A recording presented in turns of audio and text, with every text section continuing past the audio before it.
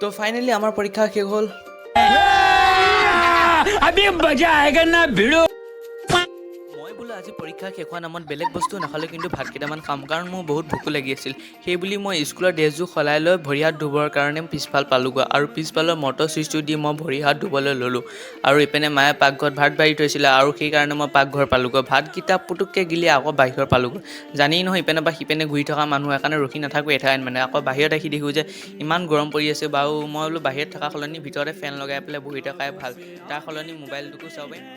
A few moments later. তাৰপিছত আকৌ মায়ে মোক লগ ধৰিলে বজাৰলৈ, সেইকাৰণে মই মাৰ লগত ওলালোঁ আকৌ বজাৰলৈ। কাইলৈ মানে আমাৰ ঘৰত এখন সকাম আছিল, তাৰ কাৰণে মানে কল কিনে মই কলৰ দাম দৰ মাৰি 80 কল ল'লোঁ। আকৌ বোলে মায়ে চাই গৈ মাছ, সেইকাৰণে মাৰ লগত গ'লোঁ মাছ চাবলৈ, কিন্তু মাছৰ দাম অধিক আছিলে। তাৰ সলনি মই মাছৰ সলনি ওচৰত থকা মিঠাই দোকানখনলৈ চকু আছিল। बड़ा हरामी हो बेटा।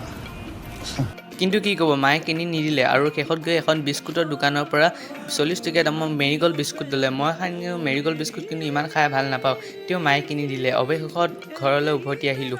মানে এই ভিডিঅ'টো মানে সৰু সুৰাকৈ দেখুৱালোঁ। যদি ভাল পাইছে তেতিয়াহ'লে লাইক আৰু ছাবস্ক্ৰাইব কৰিব নাপাহৰিব। তো আজিলৈ আহিলোঁ দেই।